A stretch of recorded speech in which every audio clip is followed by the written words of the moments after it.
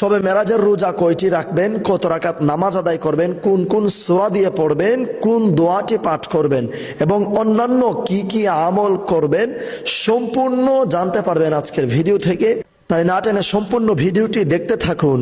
আসসালামু আলাইকুম ওয়া রাহমাতুল্লাহি ওয়া বারাকাতুহু। সুপ্রিয় দর্শক শ্রোতা মণ্ডলী, চলছে পবিত্র মাহের রজব মাস। যে রজব মাসকে বদির মাস বলা হয়, আল্লাহর মাস বলা হয়।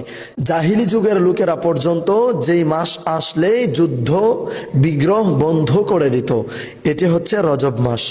আর এই রজব মাসকে সম্মান জানিয়ে, এই রজব মাসকে মহব্বত করে ভালোবেসে যারা যারা ইবাদত বন্দিগি করবে, আল্লাহ রব্বুল আলামিন এদের জন্য অফুরন্ত নিয়ামত রেখেছেন, অফুরন্ত রহমত বরকত ফজিলত রেখেছেন। রাসূল করিম সাল্লাল্লাহু আলাইহি ওয়াসাল্লামের একখানা হাদিসে মোবারক, কিতাবের নাম ফাজাইলুল আওকাত, 96 পৃষ্ঠার 11 নম্বর হাদিসে রাসূল করিম সাল্লাল্লাহু আলাইহি ওয়াসাল্লাম বলেন, সালমান ফারসি রাদিয়াল্লাহু তাআলা আনহু এই হাদিস মুবারক রওয়ায়াত অর্থাৎ বর্ণনা করেন। নবীজি বলেন, রজব মাসে এমন একটি দিন রয়েছে যেই দিন রোজা রাখলে 100 বছর রোজা রাখার সমান সওয়াব পাওয়া যাবে। সুবহানাল্লাহ।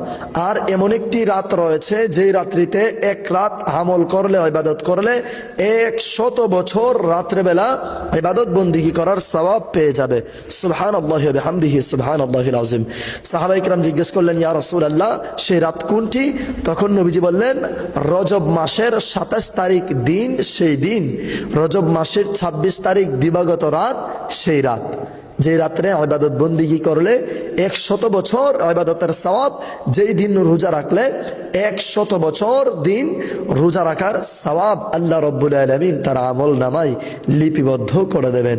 সুবহানাল্লাহি ওয়া বিহামদিহি সুবহানাল্লাহিল আযীম। এবং ফাজাইলুল আওকাত কিতাবের 97 পৃষ্ঠা 12 নম্বর হাদিসে হযরত আনাস রাদিয়াল্লাহু তাআলা আনহু থেকে বর্ণিত, নবীজি করিম সাল্লাল্লাহু আলাইহি ওয়াসাল্লাম বলেন, রজব মাসের 26 তারিখ দিবাগত রাত, যেটিকে সবাই শবে মেরাজ নামে চিনে থাকে, সেই শবে মেরাজের রজনীতে, শবে মেরাজের রাত্রিতে যদি কোনো উম্মত 2 রাকাত করে 12 রাকাত নফল নামাজ আদায় করবে, প্রত্যেক রাকাতে সূরা ফাতিহার পর 3 বার সূরা ইখলাস তথা কুল হুয়াল্লাহু আহাদ, এই সূরাটি 3 বার পাঠ করবে প্রত্যেক রাকাতে সূরা ফাতিহার পর।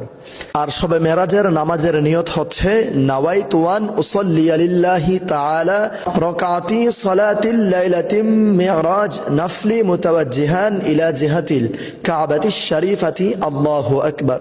এই নিয়ত যারা পারবেন না, মনে মনে নিয়ত করে নেবেন আপনি শবে মেরাজের নামাজের নিয়ত করছেন। আল্লাহু আকবার। নিয়ত বাঁধার পর সানা পড়বেন, সানা পড়ার পর আউযু বিল্লাহি মিনাশ